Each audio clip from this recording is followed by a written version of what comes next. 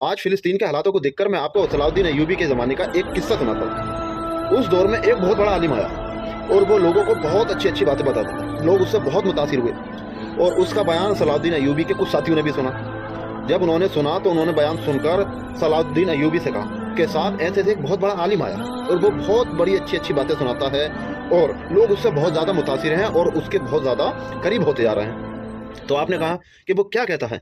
تو ان کے ساتھیوں نے کہا کہ صاحب وہ کہتا ہے کہ سب سے بڑا جہاد آپ کی نفس کا ہے، ہر مسلمان کو اپنے نفس سے جہاد کرنا چاہیے، بری چیزوں سے بچنا چاہیے۔ تو آپ نے کہا بالکل صحیح کہتا ہے، اس میں غلط کیا کہا اس نے؟ تو آپ کے ساتھیوں نے کہا صاحب اس سے لوگ بہت متاثر ہوتے ہیں اور بہت اچھی اچھی باتیں کہتا ہے وہ۔ تو آپ نے ان سب کی بات سن کر ایک دن بھیس بدل کر آپ ان کے پاس گئے۔ تو وہ عالم جو تھا اسی طریقے سے لوگوں سے کہہ رہا تھا کہ آپ لوگوں کو اپنی نفس کے خلاف جہاد کرنا چاہیے اور ہر مسلمان کا دعا پر یقین ہونا چاہیے، اس کو ہر ٹائم ہر برے وقت میں دعا کرنی چاہیے۔ جس مسلمان کا دعا پر یقین ہوگا وہ مسلمان ہمیشہ کامیاب رہے گا۔ تو یہ بات سن کر حضرت صلاح الدین ایوبی نے ان سے ایک سوال کیا۔ تو وہ سوال کیا تھا؟ وہ سوال یہ تھا، آپ نے فرمایا اگر ہمارے کوئی بھائیوں کو مارتا ہو، ان کے قتل عام کرتا ہو، بے گناہ لوگوں کی جان لیتا ہو تو ہمیں کیا کرنا چاہیے؟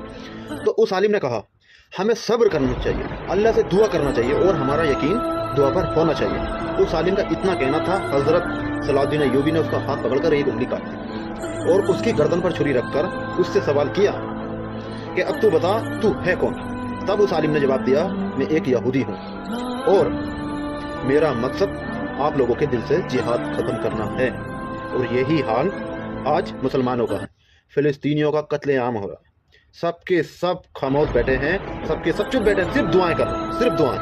اچھا دعا سے مجھے یاد آیا، میں آپ سے ایک سوال کرتا ہوں، مجھے آپ لوگ یہ بتاؤ کیا ہماری اور آپ کی دعاؤں میں نبی پاک، صحابہ، حضرت علی، امام حسین، خالد بن ولید، ارطغرل غازی، عثمان غازی یا صلاح الدین ایوبی، جتنے بھی اسلامک واریر یا صحابہ یا نبی تھے ہمارے، ان کی دعاؤں سے زیادہ اثر ہے؟ ان کی دعاؤں سے زیادہ اثر ہے؟ اگر دعاؤں سے ہی مسلح پہ بیٹھنے سے ہی کچھ ہو جاتا تو یہ سب جتنی بڑی شخصیت ہیں جو اللہ کے اتنے قریب تھے، یہ لوگ مسلح پہ دعا کرتے اور ہر پریشانی کے خلاف یہ جیت جاتے۔ کیا انہوں نے ایسا کیا؟ انہوں نے دعا تو کی لیکن انہوں نے برائی کے خلاف اپنی آواز اٹھائی اور یہ لڑے، تب جا کے اللہ نے انہیں فتح نصیب کری۔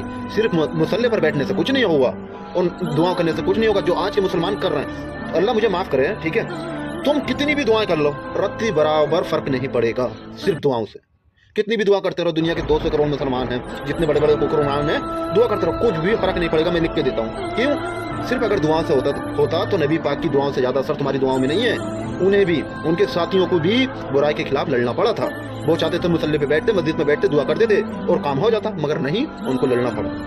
تو یہی حال آج مسلمانوں کا، ان کا صرف دعا کر رہا ہے اور دعاؤں پر یقین کرے بیٹھے ہیں جس سے کوئی فرق نہیں ہوگا۔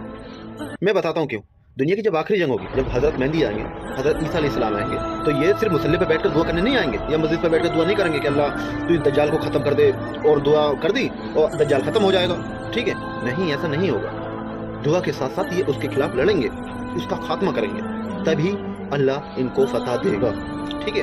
اگر صرف دعاؤں سے ہی سب کچھ ہو جاتا، صرف دعا سے سب کچھ ہو جاتا تو نہ ہی جنگ احد ہوتی، نہ ہی جنگ بدر ہوتی، نہ ہی جنگ خندق ہوتی، نہ ہی صلاح الدین ایوبی کو لڑنا پڑتا، نہ ہی خالد بن ولید کو لڑنا پڑتا، نہ ہی حضرت علی کو لڑنا پڑتا، نہ ہی حضرت عمر کو لڑنا پڑتا، نہ ہی جتنے بھی ارطغرل ہوئے، غازی ہوئے، عثمان غازی ہوئے، یا جتنے بھی واریر ہوئے اسلامک، ان کو لڑنے کی ضرورت تھی ہی نہیں۔ یہ تو اتنے قریبی تھے اللہ کے کہ ہماری تمہاری دعا تو اتنی اثردار ہوں گی بھی نہیں جتنی ان سب کی تھی، ٹھیک ہے؟ تو ہاں دیکھو، کرتے رہو، باقی اللہ مالک ہے، اللہ حفاظت کرے سبھی مسلمانوں کی۔